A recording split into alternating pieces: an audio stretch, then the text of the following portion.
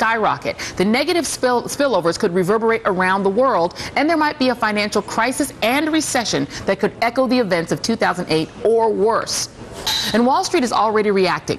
In response to the ongoing shutdown and looming crisis, the Dow Jones Industrial Average has plunged almost 170 points just today. Speaking this morning in Rockville, Maryland, the president laid out what's at stake. As reckless as a government shutdown is, as many people as are being hurt by a government shutdown, an economic shutdown that results from default would be dramatically worse. In a government shutdown, Social Security checks still go out on time. In an economic shutdown, if we don't raise the debt ceiling, they don't go out on time. In a government shutdown, disability benefits still arrive on time. In an economic shutdown, they don't. Goldman Sachs CEO Lloyd Blankfein, a doyen of Wall Street, had even stronger words. There's precedent for a government shutdown. There's no precedent for default. We're the most important economy in the world. We're the reserve currency of the world. Payments have to go out to people. If money doesn't flow in, then money doesn't flow out. So we really haven't seen this before, and I'm not anxious to be a part of the process that witnesses it. But none of that has swayed the angry birds in the House Republican Conference. In the latest set of increasingly absurd demands, House Republicans are demanding that the president agree to cuts to government services equivalent to a debt ceiling increase, including cuts to Medicare and Medicaid. Congressman Tom Cole, one of the supposedly reasonable Republicans in the House, told the New York Times, "I'm not going to give him a free vote any more than he gave the last president of the United States a free vote."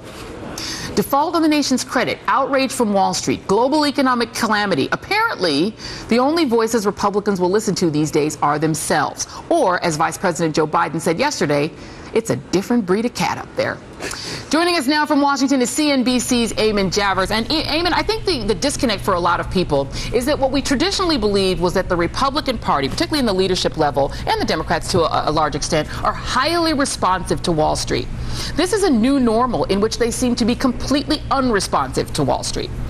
Yeah, that's exactly right, Joy. I mean, you're dealing with a group of Tea Party Republicans who don't look at Wall Street the same way that Republicans have historically looked at Wall Street. You know, they kind of view Wall Street as part of the establishment elite, and they're a little bit skeptical about claims that are made by these Wall Street titans. Although that's exactly why President Obama brought them to the White House yesterday, as he was hoping that Wall Street could go up to the Hill and make the case that he wants to make as well, and maybe influence some Republicans on the margins. But with the hardcore Tea Parties, the real core of this faction that the president's talking about, they might not have as much sway as the president would like. And Eamon, is there some irony, at least among people, the Wall Street types who are typically able to go on the Hill and have a lot of influence, that they liked the Tea Party. They liked the idea of their energy because they felt it would elect a Republican Congress, which it did in 2010, that it would get them a Republican president, which they thought it would do with one of their own, Mitt Romney. But now that caucus really has turned on them and their core financial interests. Well, the Wall Street lobbyists that I've talked to here in this town have always looked at the Tea Party as something that they're sort of cautiously embracing. It's something that they generally like, as you say, but they've always been a little skeptical and a little wary of the Tea Party as well. There's not a real match made in heaven between the Tea Party and Wall Street here, and we're about to find out exactly how far the Tea Party is willing to go to antagonize Wall Street, because you're right in the setup piece, you know, the consequences of hitting the debt ceiling are going to be catastrophic, but the problem is nobody knows just how catastrophic because it's never happened before. We're totally in the realm of economic and financial theory here. Nobody has any idea what would happen, except everybody kind of generally agrees it'd be either very bad or very, very bad or very, very, very bad. Yeah, and I think in the very, very, very bad category, I'm going to bring in Jared Bernstein, because I think that's where you are. How many varies, Jared? How many varies? I'm in the 4 or 5 varies in terms of before the bad, as my friend Eamon just said. Look, if you think about what anyone who lends money, not just to the United States, but across the globe, will insist upon if the United States defaults, there's something called a risk premium. That means you don't lend money to someone at a low interest rate if you're worried that that person can't pay you back. So if we even threaten to default, you're going to see the risk premium, the interest rates on what we have to pay for our borrowing go up. Now, right now, we have a stock of debt in this country held by the public that's $12 trillion. Let's say the interest rate on Treasury bills goes up by 1%. 2%. That's an extra $120 billion in debt service. And that's just government T-bills. Now, there are lots of interest rates, Margaret knows this, lots of interest rates that are tied to the federal bonds as well. So you're going to see interest costs go way up, and most economists, myself included, would conclude that that's recessionary. And it will eventually trickle. You want to talk about trickle-down economics? This would actually impact Americans. How?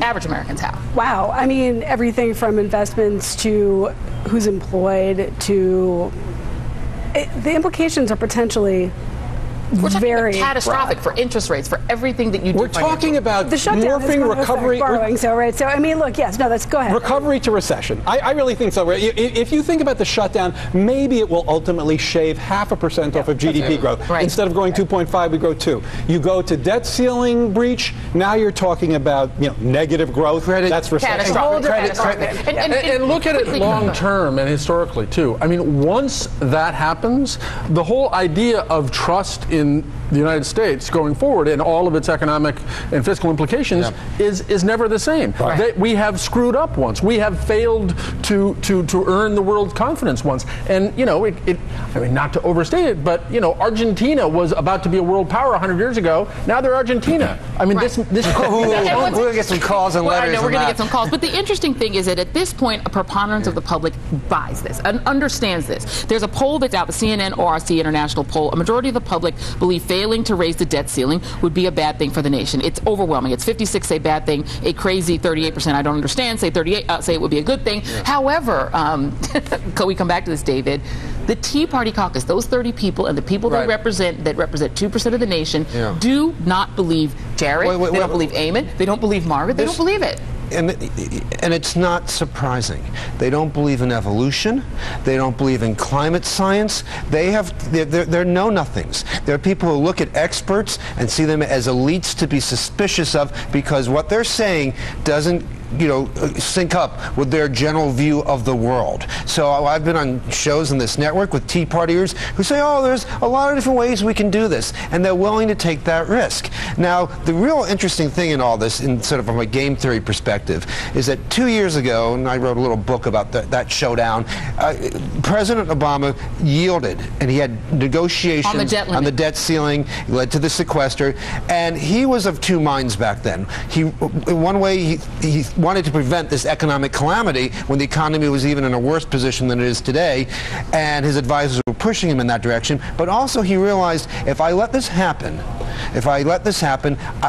the constitutional balance of power is shifted, and now a rump group of Republicans or opposition party members could blackmail any president down the future. This is not what the framers had in mind. So he's been waiting 2 years to refight this battle on this very strong position of constitutional principle, regardless of what may happen economically, and whether he can stay that way until the very end is the big question. And Joy. so